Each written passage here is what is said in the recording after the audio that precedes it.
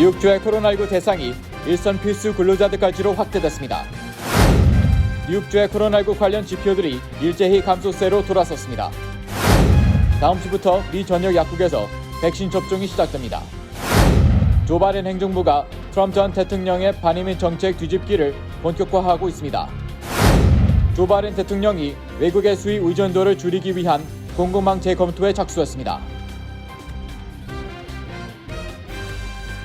내 집같이 편안한 은행 뉴 밀레니엄 뱅크가 뉴저지 클로스터와 뉴욕 플러싱에 새로운 지점을 오픈하였습니다. 클로스터 570 피어먼트 로드와 플러싱 141 노던 블러바드에 위치한 새 지점에서 모든 금융 업무와 혼무 기지 상담도 함께 해드립니다. Member of FDIC and Equal Housing Lender.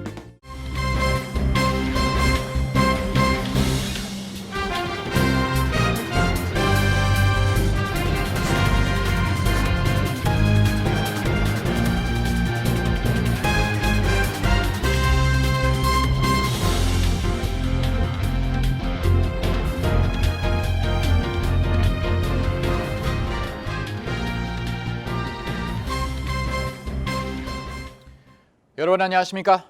KBTV 뉴스9 이창원입니다.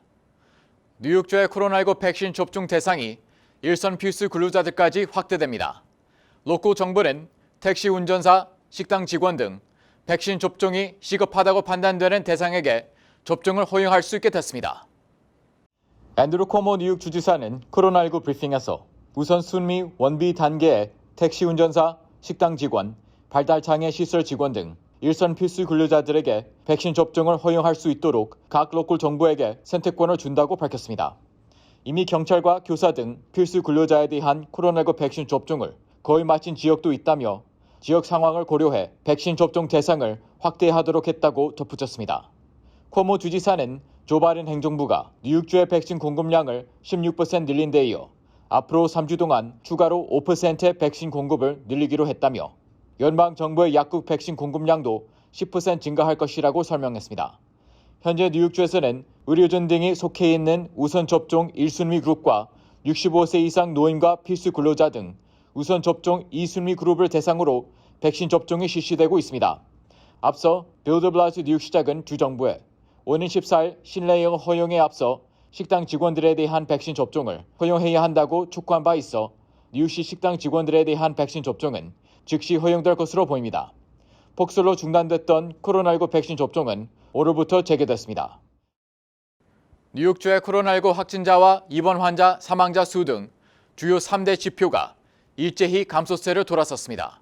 이 같은 감소세는 코로나19 확산 이후 처음입니다.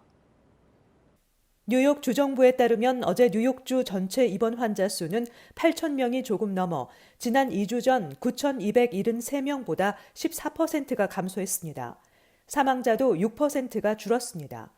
코로나19 확진율도 이 기간 동안 24%가 감소했으며 어제까지 25일 동안 연속으로 코로나19 확진율의 감소세가 이어지고 있습니다. 앤드루 쿠오모 뉴욕 주지사는 이 같은 감소세가 지속된다면 코로나19로 인한 방역 조치로 뉴욕주에 내려진 제재 조치가 더 빠르게 완화될 수 있다고 밝혔습니다. 한편 쿠오모 주지사는 코로나19 확진율이 높은 브롱스 지역에서 코로나19 백신 접종을 공격적으로 실시하겠다는 계획입니다. 이에 쿠오모 주지사는 조만간 브롱스 양키 스테디움에 마련되는 초대형 백신 센터를 지역 주민들에게만 이용할 수 있도록 시범적으로 운영하고 백신 접종률이 낮은 흑인과 라틴계 등 유색인종의 접종률을 높일 예정이라고 밝혔습니다. 한편 바이든 행정부는 불법 체류자들도 모두 코로나 백신을 접종해야 한다며 연방 당국이 백신 접종 센터에서 단속하지 않을 것이라고 발표했습니다. 국토안보부는 성명을 통해 미국에 거주하는 모든 사람이 백신을 접종할 수 있도록 보장하는 것은 도덕적이고 공중보건의 의무라며 모든 사람이 지역 유통 지침에 따라 자격이 주어지면 이민자 신분과 관계없이 코로나 백신을 접종할 것을 권장한다고 밝혔습니다. 다음 주부터 미 전국의 약국에서 백신 접종이 시작됩니다. 보도에 김은지 기자입니다. 어제 조 바이든 행정부는 변종 바이러스 확산을 막기 위해 다음 주부터 코로나19 백신을 미 전역 약국에 공급해 주민들이 쉽게 백신을 맞을 수 있도록 하는 계획을 발표했습니다. 백악관 코로나19 대응팀의 제프 지엔트 국장에 따르면 2월 11일부터 시작되는 약국 백신 접종 프로그램은 1차로 약 6,500개 약국에서 총 100만 회분을 주사합니다. 정부는 2월 중으로 백신 접종이 가능한 약국을 최소 1,050만 개로 확대하고 주간 공급 물량도 현재보다 5% 정도 더 늘릴 계획입니다. 지엔트 국장은 파머시 접종을 위해 화이자와 모더나가 백신 생산을 강화하고 있다면서도 초기에는 공급이 제한될 수 있다고 밝혔습니다. 먼저 월그린스, CVS, 라이트에이드 등 전국 21개 약국 체인이 참여합니다. 바이든 행정부는 약국을 이용한 백신 접종 확대 계획을 오랫동안 준비해왔습니다. 이에 따라 메릴랜드 등 일부 주의 약국에서는 이미 주민 대상으로 백신을 투여하고 있습니다. KBTV 뉴스 김은지입니다. 조 바이든 행정부가 트럼프 이민 정책 되돌리기를 본격화하고 있습니다. 멕시코 국경을 통한 불법 이민을 막고 합법적인 이민 비자 취득을 어렵게 한 내용을 재검토하는 등 3개 행정명령에 서명했습니다. 이들 행정명령은 트럼프 정부의 무관용 이민 정책으로 남부 국경에서 격리된 부모와 자녀를 재결합시키기 위한 태스크포스를 구성하고 영주권 자격 제한 규정을 재검토하는 내용입니다. 백악관이 구성하는 태스크포스는 불법 이민자 부모나 보호자와 격리된 모든 미성년 자녀를 식별하는 데 중점을 두며 이들 수백 명의 이민 자녀를 부모와 상봉시키는 역할을 하게 됩니다.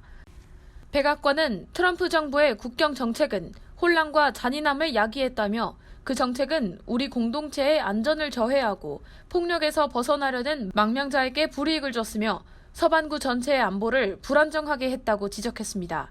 또 바이든 대통령은 이민자들이 푸드스탬프 등 사회적 안전망 같은 공공서비스에 의존할 가능성이 있다고 판단될 경우 비자를 쉽게 거부할 수 있게 한 트럼프 정부의 생활보호 대상자 규정도 검토하는 내용에 서명했습니다.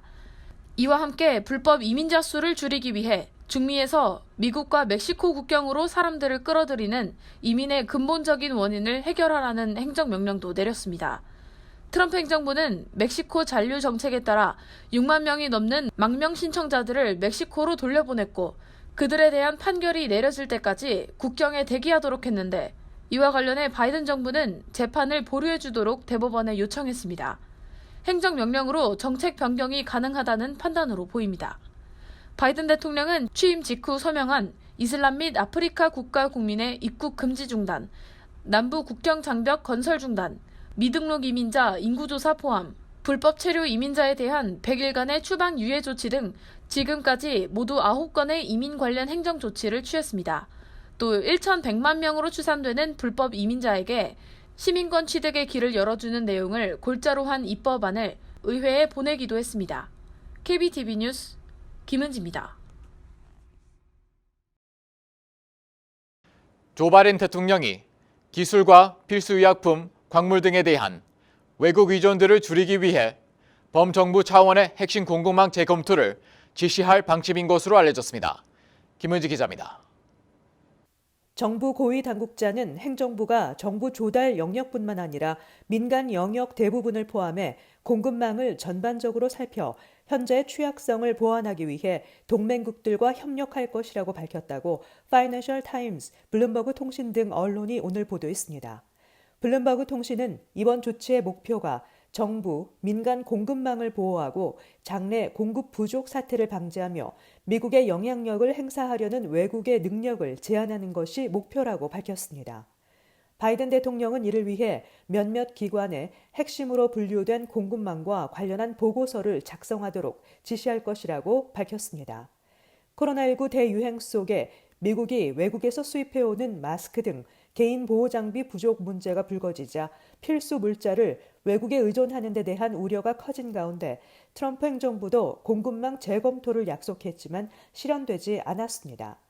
이 같은 방침을 놓고 미 중 간 갈등 격화라는 시각도 제기되고 있습니다. 트럼프 행정부는 글로벌 공급망에서 반중 전선을 구축하기 위한 동맹의 참여를 압박한 바 있습니다. 한편 당국자는 이 같은 행정명령이 중국 등 특정한 국가를 겨냥한 것은 아니라고 밝혔습니다. 지난해 실업수당을 수령했을 경우 오는 12일 시작되는 소득세 신고 기간 동안 특정 양식을 반드시 포함시켜야 해 주의가 요구되고 있습니다. 뉴욕주 노동국은 웹사이트에 2020년 실업수당 또는 팬데믹 특별 지원 혜택을 받았을 경우 특정 정부 지급 확인서 1099G 양식을 작성해 소득세 신고 때 포함시켜야 한다고 밝혔습니다. 이 양식은 실업수당, 팬데믹 실업보조, 특별 실업수당, 연장 혜택, 그리고 손실 임금 지원 등의 프로그램을 통해 수혜자가 받은 혜택 총액을 포함하고 있습니다. 온라인으로 1099G 양식을 받으려면 웹사이트 labor.ny.gov 사인인으로 접속해 로그인한 후 양식을 내려받거나 프린트할 수 있습니다. 뉴욕주 노동국 온라인 계정이 없을 경우 전화번호 888-209-8124로 1099G 양식의 우편 발송을 요청할 수 있습니다. 이 경우 노동국이 갖고 있는 수혜자의 주소로 발송됩니다. 1099G 양식에서 제공하는 정보에 동의하지 않을 경우 재심을 요청할 수 있습니다. 세부 사항은 뉴욕주 노동국 웹사이트에서 확인할 수 있습니다. 뉴욕시가 제설 작업 직원을 임시로 채용합니다. 뉴욕시 위생국은 뉴욕시 5개 보로의 인도, 광장, 거리 등의 제설 작업에 참여할 임시 작업자가 필요하고 며칠 동안 지속적으로 제설 작업에 참여하게 된다고 밝혔습니다. 시 위생국은 임시 제설 작업자에게 시간당 $15를 지급하고 40시간이 지난 후부터는 $22 50센트를 지급합니다. 채용 대상자는 18세 이상으로 취업 사유에 결격 사유가 없어야 합니다. 신청은 뉴욕시 정부 웹사이트 nyc.gov/snow를 통해 가능합니다. 뉴저지 2020년 평균 재산세가 $9,000를 넘어섰습니다. 2020년 뉴저지 타운별 재산세 현황에 따르면 지난해 뉴저지 평균 재산세는 $9,111로 전년보다 1.8% 인상됐습니다. 뉴저지의 평균 재산세는 전국에서 가장 높은데 매년 오름세가 끊이지를 않아 세금 부담을 호소하는 주민들의 목소리가 높은 상황입니다. 이번 조사에 따르면 뉴저지의 565곳 타운 가운데 3분의 1 이상인 191곳의 평균 재산세가 $1만 넘었습니다. 또 전년 대비 인상률이 5% 이상을 기록한 타운도 32곳이나 됐습니다. 대다수의 한인 밀집 타운들 역시 재산세가 올랐습니다. 인상폭이 가장 큰 타운은 잉그루드 클립스로 전년보다 7% 이상 올라 $15,166를 기록했습니다. 이어 레오니아 $13,497로 인상률 3.9%를 기록하며 두 번째로 높았습니다.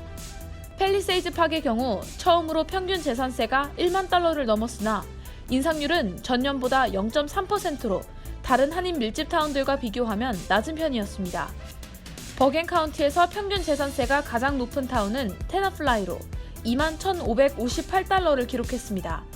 2019년 버겐 카운티에서 재산세가 가장 비쌌던 알파인은 1.9% 낮아진 $21,059로 3위를 기록했습니다.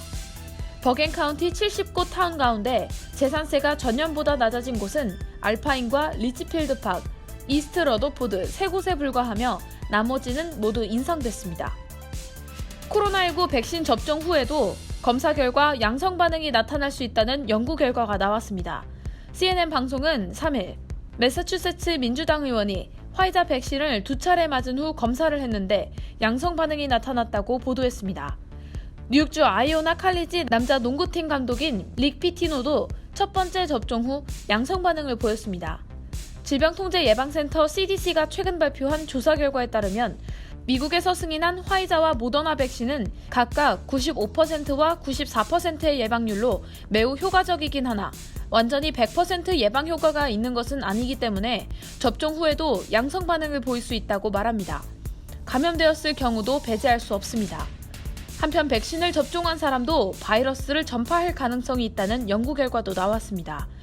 하와이대 미셸 카본 박사 연구팀은 최근 발표한 논문에서 백신 접종자의 95%가 인체에 면역글로불린 G라는 항체가 생기는데 접종 후에도 이 항체가 생기지 않을 수도 있기 때문에 바이러스 전파 가능성이 있다고 밝혔습니다.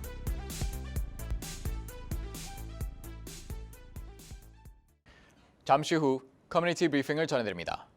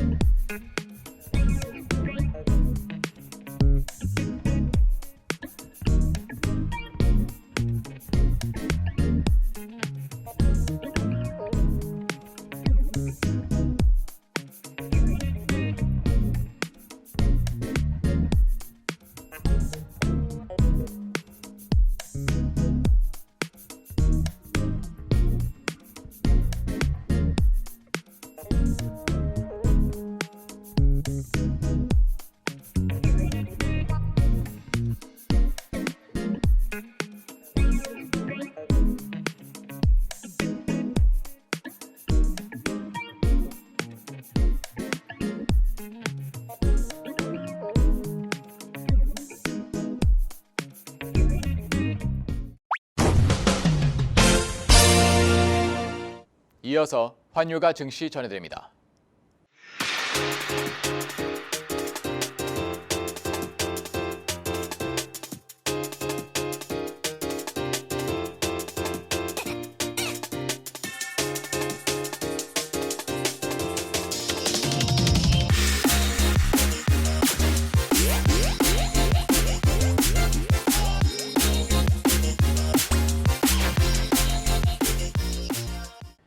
잠시 후 뉴욕과 뉴저지 날씨 전해드립니다.